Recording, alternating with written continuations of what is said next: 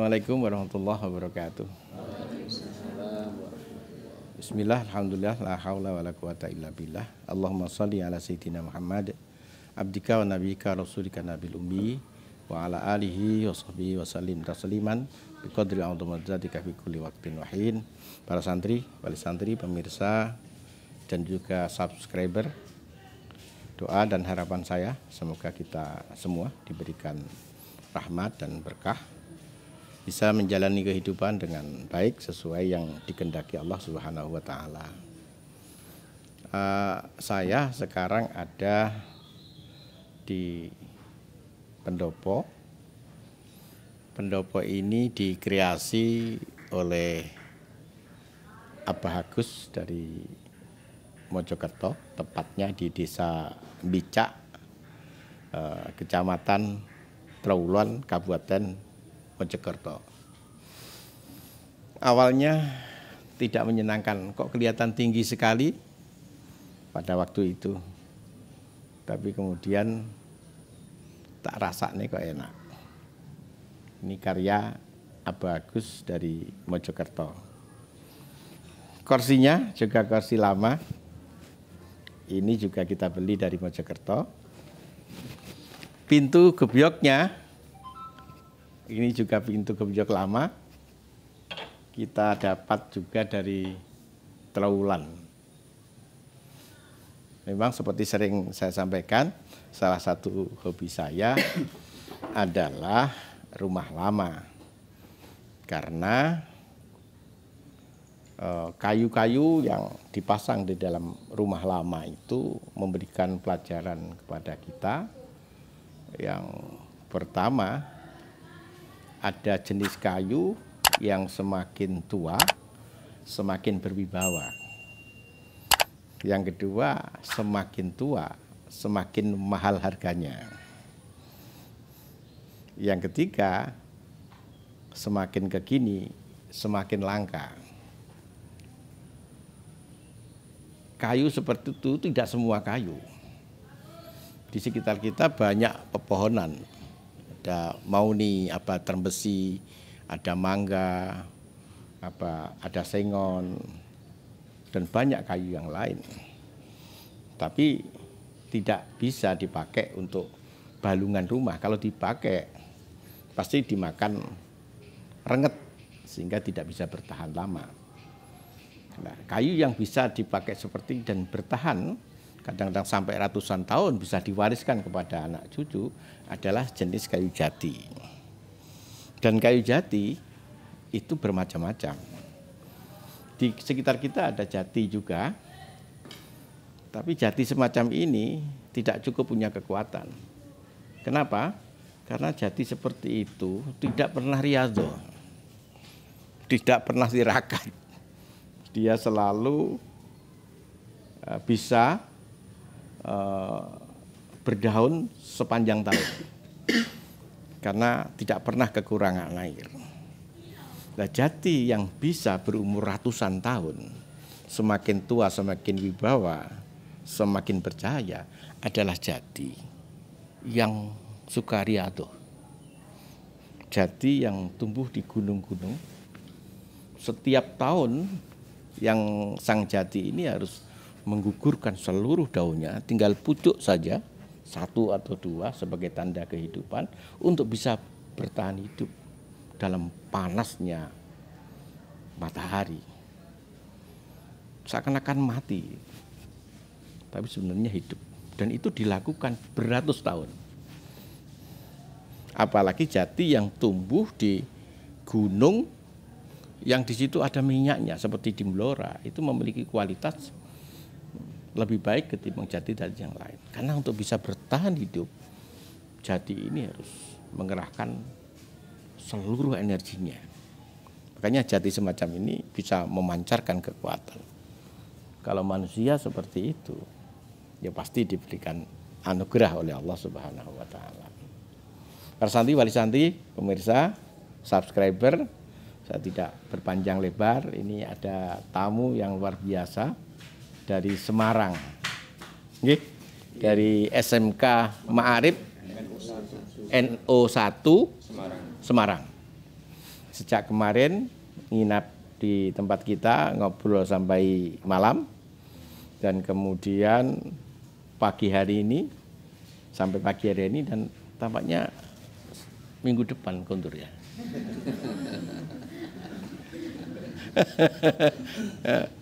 Siapa aja yang ikut di rombongan ini? Pengurus yayasan, terus dari kepala sekolah. Mana kepala sekolahnya? Oh, panjenengan. Oh, oke. Halo Pak, kita sapa dulu para santri. Assalamualaikum warahmatullahi wabarakatuh. Ini dari Yayasan SMK Ma'arif NU1 Semarang. Nggih. Nah, sehat panjenengan? Alhamdulillah. Kira-kira informasi apa yang panjenengan pengen bagikan kepada kami sehingga jauh dari Semarang kemudian rawuh di desa Jenwangi ini? Kira-kira apa yang pengen panjenengan bagikan kepada kami? Oke, informasi yang kami dapat bahwa di sini wonten sekolah modern, pondok pesantren modern. Justru kita tidak memberikan informasi, justru kita kesini itu mau ngasuh kaweruh. Kaweruh bagaimana mengelola sebuah lembaga pendidikan yang harapannya nanti bisa kami terapkan di sekolah kami. Dan kami tadi alhamdulillah sudah keliling melihat seluruh wilayah pesantren, dan alhamdulillah luar biasa ya. Alhamdulillah. Luar biasa, dan harapan kami setelah kami pulang dari sini nanti beserta teman-teman semuanya kita bisa menerapkan, dan doa dari Yai tadi semoga menjadi kekuatan, menjadi penyemangat bagi teman-teman semuanya untuk dalam gula wentah lare-lare, dalam berjuang, diberikan ketabahan, diberikan kemudahan. Gitu ya. Amin, amin. Tahun berapa itu mulai berdiri SMK? SMK Ma'arif berdiri tahun 2012.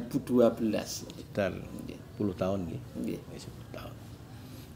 Dalam perjalanan kendala terbesar barangkali bisa dibagi agar kami juga bisa belajar. Kalau kendala yang kami alami itu tentu adalah yang pertama dari pribadi kami sendiri, karena mungkin keterbatasan kami dalam belajar. Yang kedua juga yang menjadi kendala kami itu adalah kita sekolah baru, yang dimana sekitar sekolah kami juga banyak ada beberapa sekolah yang lain yang mau tidak mau harus memaksa kami berpikir keras bagaimana kehadiran kita itu bisa diterima. Misal SMK bisa menjadi SMK yang bisa diterima, kemudian beda dari yang lain dalam hal positif. Nah, itu kendala-kendala kami yang mau tidak mau kita harus selalu ngupgrade. Dan salah satunya kita sowan ke sini itu dalam rangka supaya ya kita selalu punya inovasi-inovasi baru. Ini kita sapa Pak Kepala Sekolahnya. Assalamualaikum. Sehat. Alhamdulillah sehat. Berapa tahun jenengan jadi kepala? Dari tahun 2019. Baru berarti? Saya menggantikan Pak Muhammad Ikhram. Oh gitu ya. Pak Muhammad Ikhram naik ke pengurus. Panjenengan di kepala ya. 2 tahun ini. 2 tahun. Dalam 2 tahun ada sesuatu yang menggembirakan, mungkin capaian prestasi atau mungkin pertambahan jumlah siswa. Jadi, atau mungkin gedungnya yang tambah, catnya atau apa? Mungkin kalau dari sisi gedung baru-baru ini mungkin dari Dewan Pembina yang kemudian menyiapkan lokal ruang kelas baru, gedung baru. Kemudian pada 1 tahun kemarin itu kemudian ada semacam keputusan untuk membuka sebuah lembaga pondok pesantren. Jadi yang dulunya itu hanya sekedar wacana untuk asrama siswa-siswi, kemudian tahun 2021 kemudian ada semacam pembukaan pondok pesantren yang diasuh oleh Bapak Kiai Haji Muhammad Arja Imroni, seperti itu. Kemudian untuk capaian-capaian mungkin dari sisi siswa, karena kondisi pasca kami itu kemudian naik ke kepala, kondisi COVID itu membuyarkan Pandemi ini ya. semua tatanan yang ada di SMK yang tadinya itu stabil kemudian menurun, Yai. Seperti itu, Yai. Oh, gitu. Oke. Oke, kemudian harapan, paling enggak kepala sekolah dia punya harapan. Harapan Selesai pandemi Nggih. kita akan terbang.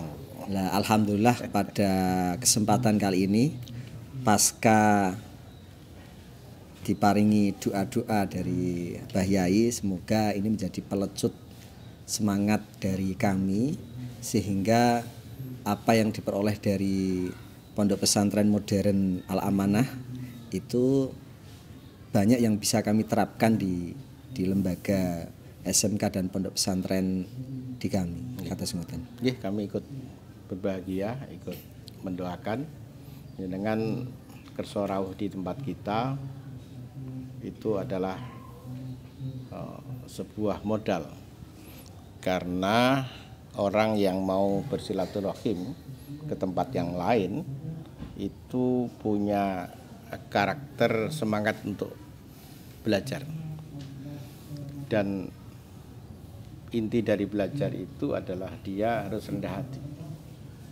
Walaupun sebenarnya panjenengan memiliki sesuatu yang luar biasa yang kami tidak punya. Misalnya SMK kami belum punya.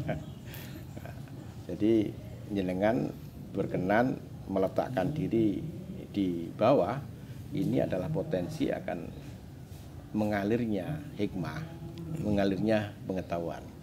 Modal itu saya yakin SMK NU1 Semarang Ma'arif akan berkembang luar biasa. Amin. Ini ada satu yang belum lengkap. Ada Bunyai Arja. Ini sini. Ya tolong ini. Nah, nggih. Ini Bunyai Arja.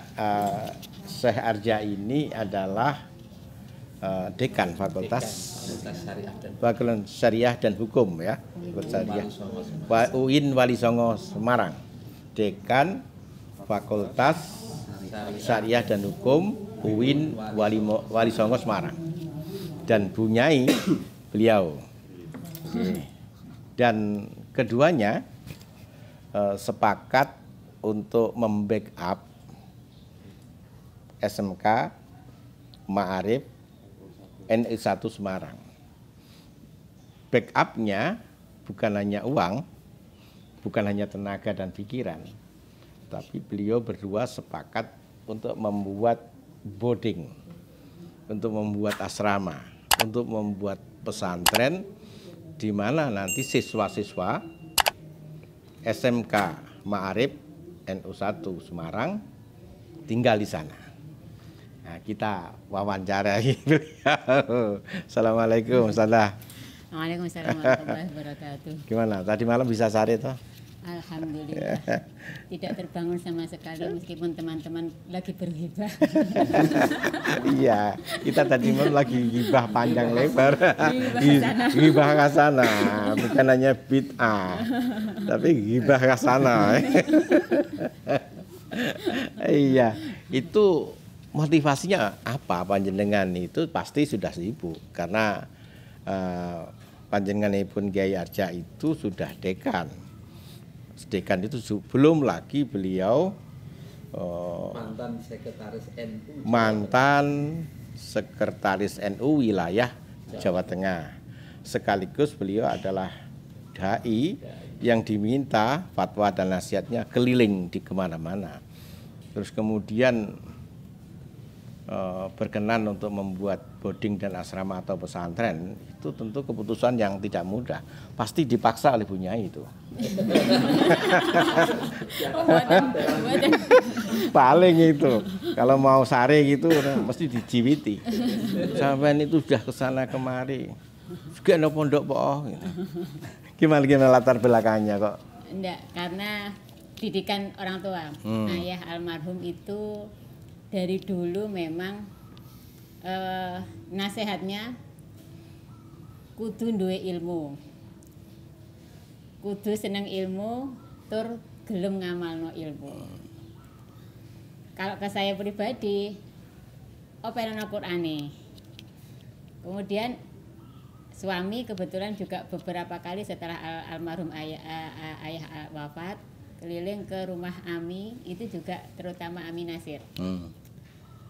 Ndang gawe pondok, zaman wis akhir.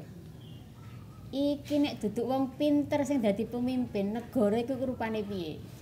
Jadi itu. Suami dan saya waktu itu.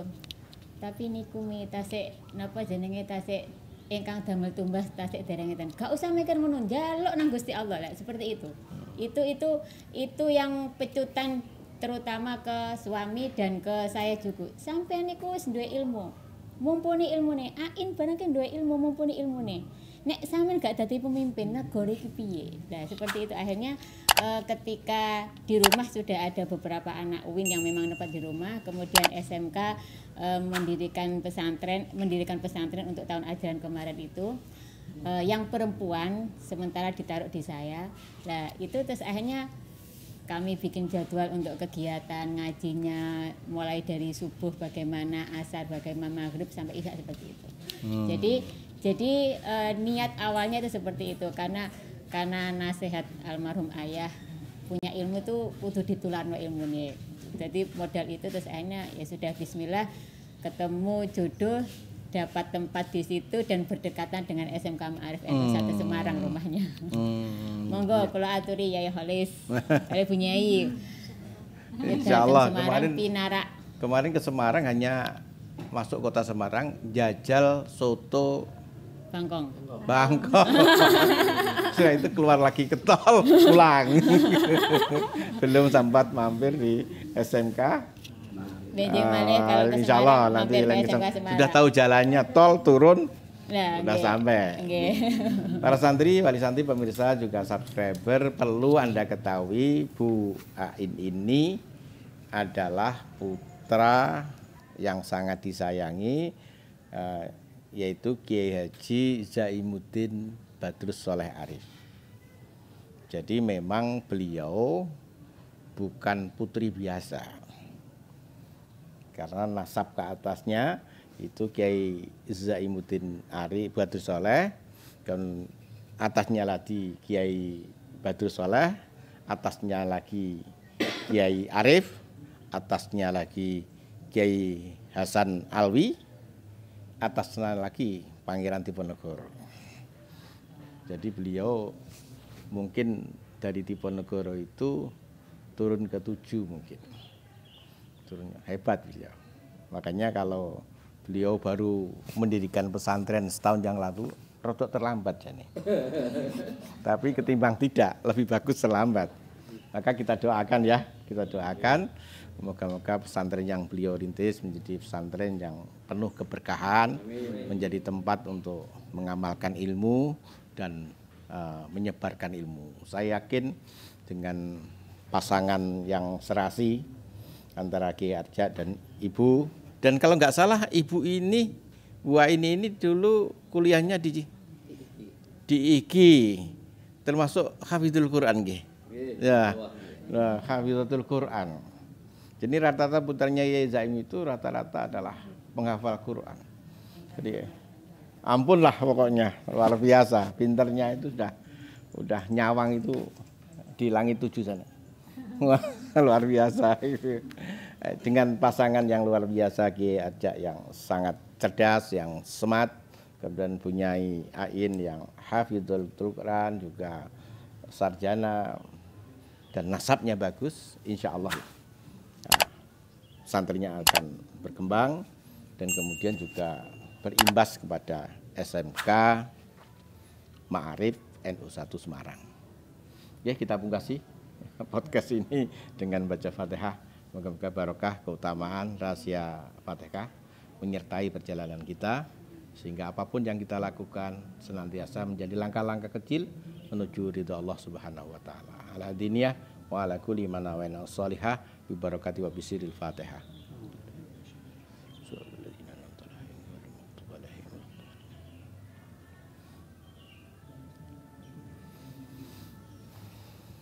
Para santri, wali santri, pemirsa, sekalian demikian bincang-bincang kita dengan orang-orang istimewa yang hari ini berkenan rawuh di pesantren kita. Moga-moga ada manfaatnya. Akhiran, wallahu muwaffiq ila aqwamit thoriq. Assalamualaikum warahmatullahi wabarakatuh.